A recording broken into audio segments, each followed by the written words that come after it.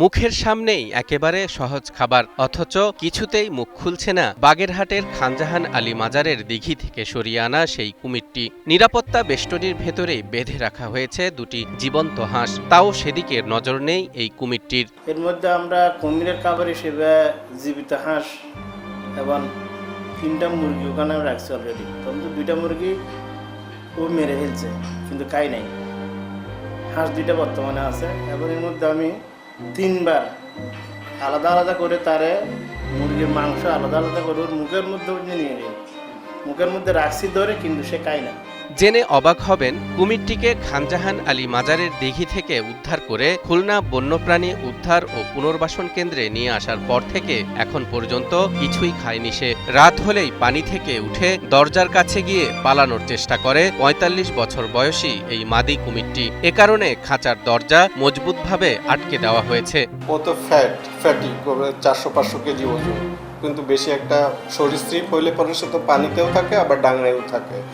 Fatty হওয়ার কারণে ডাঙায় বেশি একটা হাঁটা চলা 2-4 পা গেলে পরে আবার চুপ করে বসে থাকে, সে বেশি হাঁটা চলা করতে পারে না, পানিতেই বেশি থাকে। তবে রাত্রির হইলে পরে সে উঠে গিয়ে কিন্তু যে আমাদের যে ওর যে বেষ্টনী আছে বেষ্টনীর গেটে গিয়ে সে বেরোনোর চেষ্টা করে।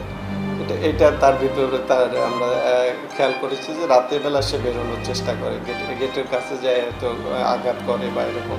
তবে সরীসৃপ প্রজাতির প্রাণীর ক্ষেত্রে দীর্ঘদিন ধরে না খেয়ে থাকার বিষয়টিকে স্বাভাবিক বলে জানিয়েছেন খুলনা বিভাগীয় কার্যালয়ের বন কর্মকর্তা নির্মল কুমার পাল। কুমির এখন ভালো অবস্থায় আছে। আপনারা হয়তোবা একটা নিউজ দেখেছেন যে বেশ কিছুদিন ধরে কুমির খাচ্ছে না, বাট এটা কুমিরের জন্য একটা খুবই স্বাভাবিক প্রক্রিয়া। কারণ সব প্রাণীরই কিন্তু অভিযোজনের একটা কৌশল আছে। তারা বিভিন্ন পরিস্থিতিতে তারা নিজ নিজ উপায়ে অভিযোজন করে থাকে। যেরকম অনেক পাখি আছে কিন্তু আকাশে ওড়ে, তারা কখনোই কিন্তু মাটিতে নামে না, তারপরেও তারা বেঁচে থাকে। অনেক পাখি আছে বছরের পর বছর পানি খায় না, তারপরে বেঁচে থাকে। এরকম কুমিরও কিন্তু তার অভিযোজনের কৌশল হিসাবে সে কয়েক মাস থেকে কয়েক বছর পর্যন্ত না খেয়ে থাকতে পারে। মূলত শারীরিক গঠনের কারণেই কুমির দীর্ঘদিন অভুক্ত থেকেও বাঁচতে পারে বলে জানান এই বন কর্মকর্তা। হিউস্টনে রকিং টেস্টি, সীমানা ছাড়াও নিজেকে হারাও। উষ্ণ রক্ত বিশিষ্ট প্রাণী, আমাদের বডি টেম্পারেচার 98.7 ডিগ্রি সেন্টিগ্রেড। এটা বজায় রাখতে গেলে আমাদের প্রতিদিন খাবার খেতে হয় এবং যে খাবার থেকে যে তাপ উৎপন্ন হয় এটা দিয়েই কিন্তু আমাদের টেম্পারেচার বজায় থাকে। কিন্তু অনেক প্রাণী আছে শীতল রক্ত বিশিষ্ট প্রাণী, তারা তাদের বডি টেম্পারেচার প্রকৃতির সাথে এনভায়রনমেন্টের যেরকম টেম্পারেচার সেরকম টেম্পারেচার থাকে, সুতরাং তার তাপের জন্য এক্সট্রা এনার্জি ব্যয় করতে হবে। সুতরাং কুমিরেও সেরকম একটা প্রাণী, তার অতিরিক্ত কোনো এনার্জি প্রয়োজন হয় না। সে একবার খাইলে দীর্ঘদিন তার শরীরে যে ফ্যাট থাকে সেটা বার্ন করে দীর্ঘদিন না খেয়ে থাকতে পারে।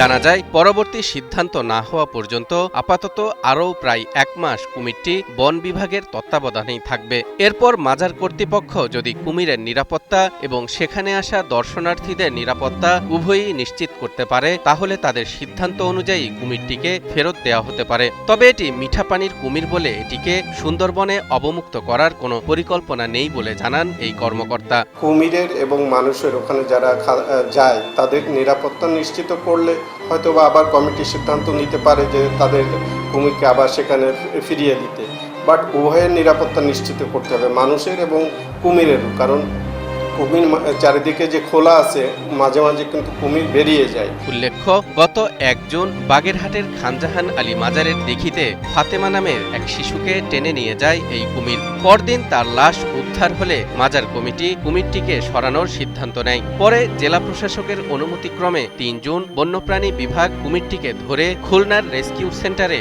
নিয়ে আসে।